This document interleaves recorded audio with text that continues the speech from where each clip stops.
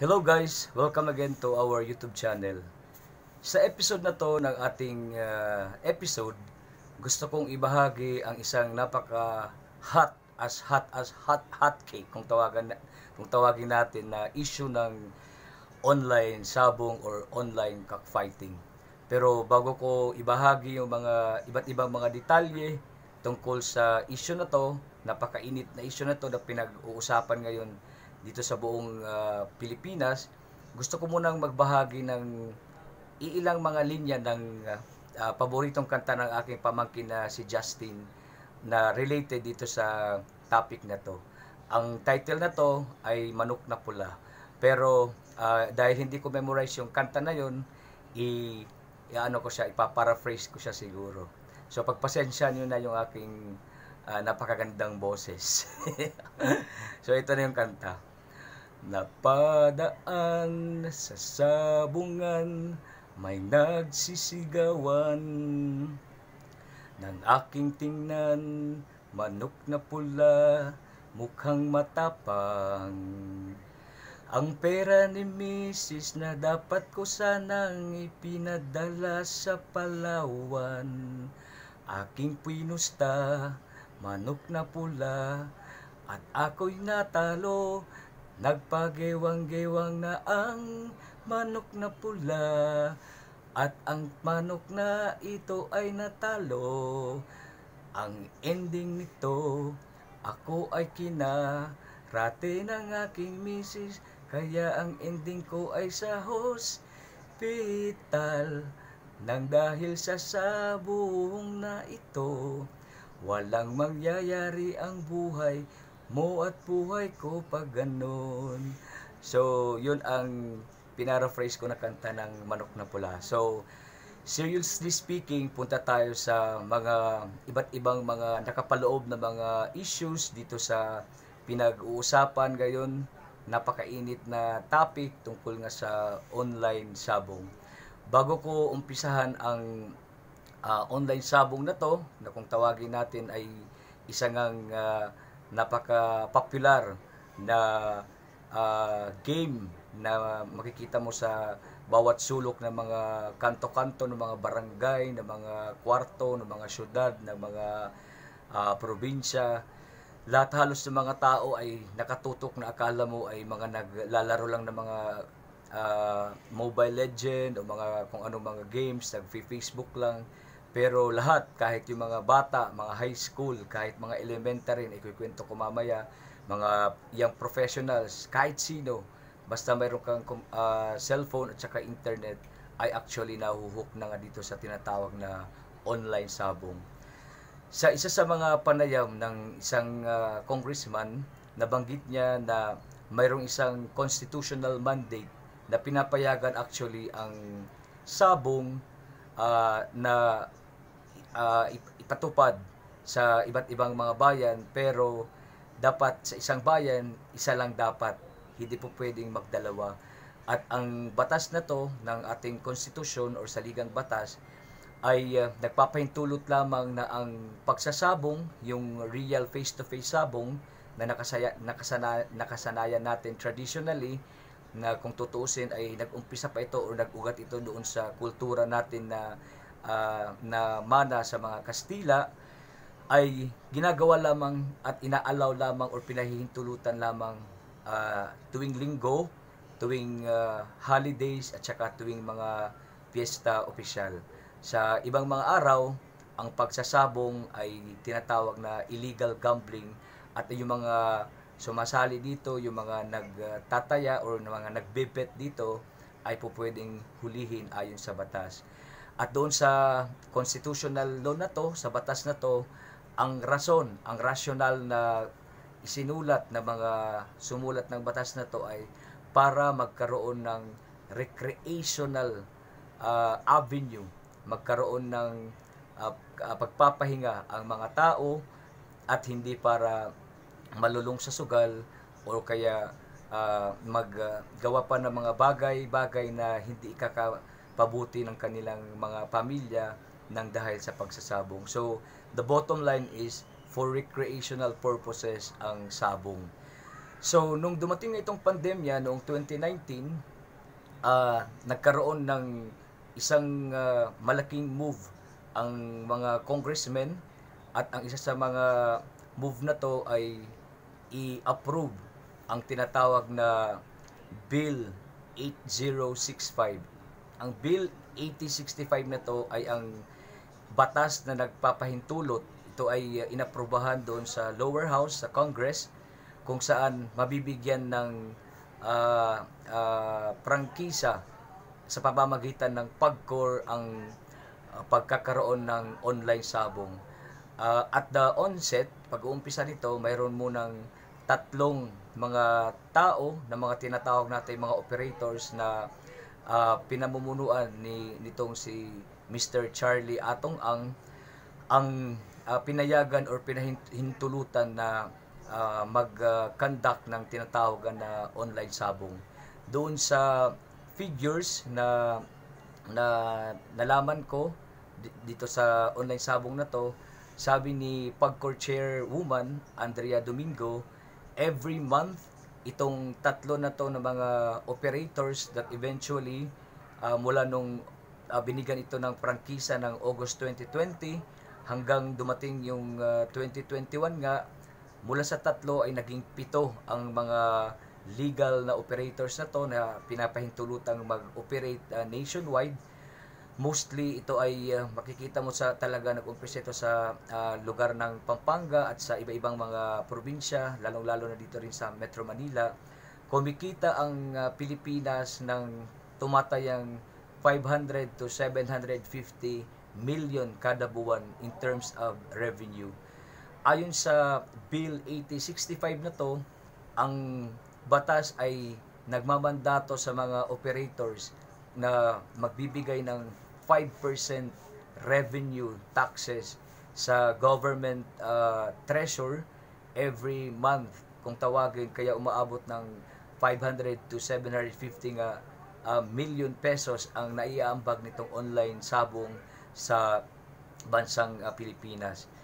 Ang sabi naman ng isang magaling na angkor, kung tatanungin natin with all due respect, ito si Andrea Domingo na medyo proud pa siya dahil sa malaking kinikita ng bansang Pilipinas sa treasury nito, sa revenue tax ng online sabong, mas malaki actually ang epekto na naidudulot nito sa ating mga Pilipino. Hindi mapapantayan yung mga pagkasira, pagkalulong, pagka-addict ng mga ama, mga ina, mga kuya, mga ate, kahit mga lolo at mga lola at mga bata dito sa tinatawag na online sabong. Nung in-interview nga itong governor ng Pampanga na si Governor Yeng Giao, marami siyang mga episodes or mga actual na mga stories na masasabi or sinabi tungkol nga sa mga tao na nalulong dito sa online sabong. Umpisa natin dito sa police na nang hold up ng LBC branch doon mismo sa Pampanga nang dahil lamang sa utang, nabaon siya sa utang at naging addict na nga siya dito sa online sabong. Humigit kumula mga 2 to 3 million yung utang niya, kaya napilitan siyang mang-hold up ng LBC. Nung masakote na nga siya, tinanong na siya ng mga pulis kung ano yung dahilan ba't siya ng hold up. Napakaganda na sana ng sahod niya. Ang sinabi lang niya ay nalulung na nga siya sa online sabong na to. Meron din mga tatay, according to Governor Giao, na attempt magpakamatay, then eventually nagpakamatay nga dahil nga sa pagkakalulong sa online sabong na to. Marami ding mga senior high school students, tsaka mga high school students, kahit mga OFWs, mga babae, bata man, matanda, ang kinwento niya na mga nalululong na nga dito sa online sabong. In fact, recently, napakinggan ko rin dito kay Ted Filon na kinwento niya na usually kapag weekend or kapag walang pasok sila sa radio anchor niya, meron siyang pinupuntahan sa Mandaluyong na naglalaro sila ng tennis, at saka merong isang tao doon na taga-score sa kanila. Pagkatapos ng isang 1 hour na paglalaro, binibigyan niya to ng 300 para pang merienda o pangkain. At napansin niya ng mga lately na Pagkatanggap ng 300, nagmamadali itong tao na to at pupunta sa isang corner. Ang akala niya kung ano ang gagawin lang, inobserbahan niya at nakita niya doon na naglalaro o pinanlalaro ang 300 pesos doon sa online sabong. So in 15 seconds, mauubos agad ang 100 pesos minimum ng pagtataya dito sa online sabong.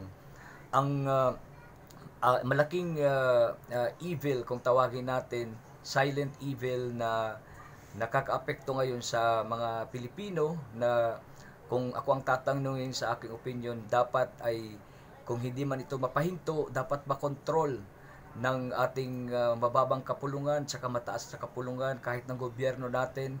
Magkaroon ng executive order ang president na dapat sana wag nang ipahintulot ang marami pang mga operators, o kung pwede i-stop na itong online sabong na to, dahil marami ang mga naapektuhan na mga kababayan natin. Imbis na ibibili na lamang nila ng bigas, papakain sa mga anak nila, itong mga tatay, mga kuya, mga imbis na ibibili nila ng load para sa pag-aaral, sa pag-online learning, ipinasasabong nila yon. Yung mga basic things, mga basic needs na dapat sana ay matutustusan nun, dahil na-hook na nga ito, na-addict na ito mga tao na to, na mga Pilipino, dahil sa online sabong na to, nagiging pariwara ang mga buhay nila.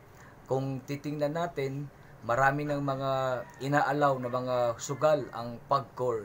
Mayroon ng e-games, mayroon mga e-bingo, may mga casino, lahat na lang, mga STL, kung ano pa mga pinahintulutan ng ating batas.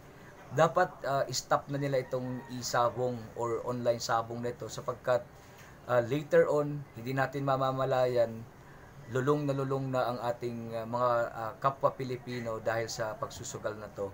And to the detriment of their future, ang mga pamilya ay mga maghihiwalay.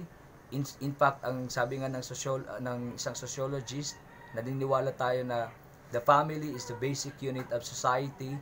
Kapag naghiwalay ang mga mag-asawa nang dahil sa nalulong na tatay or nanay sa pagsasabong, eventually masisira ang pamilya, ang society at ang bansang Pilipinas. Maliban doon, meron din siya mga kwento tungkol sa mga OFWs na nagpabalik-balik sa ibang bansa para lamang mabayaran yung mga inutang na sa pagkakalulong nila sa sugal na to ng online sabong. So, naway ang susunod na mga opisyal ng ating gobyerno, yung lalong-lalo na ang magiging Pangulo natin sa 2022 na mai-elect, ay magkaroon ng firm and strong stand na ipatigil kung po pwede or kung maaari or kung hindi man makontrol itong paglaganap ng online e-sabong, habang ang mga kapitalista na mga galaw nitong mga online sabong na to ay bumibili ng mga jet ski or kung ano-ano ba, mga eroplano every week. Sabi nga ng anchor na yon, nagtatawanan lang na hindi na sila naawa sa mga kapwa nila Pilipino. Kung tutusin, mga kapwa nila Pilipino ang nalululong at saka pinapahirapan nila in the end. So, sa puntong ito ng ating episode, dapat kung may makita tayong mga kamag-anak na nag-start magkaroon ng ganitong bisyo, dapat matuto tayong magsabihan natin sila, maging tayo proactive sa pagsasabi na hindi makakabuti ang pagsusugal, sapagkat walang nananalo talaga, karamihan ay laging talo sa sugal. Ito ang tinatawag na silent evil, slowly crawling into the thinnest fibers of our humanity, na makikita lamang natin sa mga sulok-sulok, kasulok-sulukan ng bawat corners ng ating bansa. Basta may cellphone, basta may internet, kaya mo na yung maglaro, magpatalo ng paumpisa-umpisa 100 pesos, without you knowing it, naubos na pala yung thousands, even up to millions of pesos na pinaghirapan mo. Lastly, mayroong mga nagkwento din na napakinggan ko na yung dati nagdadrive siya ng Fortuner, ngayon nagtatricycle na lang siya pagpasok o nagbumotor na lang. Nasanla na yung mga farmers, yung kanilang mga lupa, yung mga kalabaw nila, yung mga bahay nila. yung iba nag-i-engage into prostitution para lamang matustusan yung kanilang addiction sa pagsusugal ng nato ng kung tawagin natin ay online sabong. So finally dapat stop na talaga to. Kung hindi man makokontrol, wag na sanang magbigay pa ng mga franchise ang gobyerno natin sa mapanlinlang at mapang-api at ngikil na mga kapitalista na nagpapatakbo nitong tinatawag natin na online sabong. Naway may natutunan kayo at magandang hapon. Have a nice day.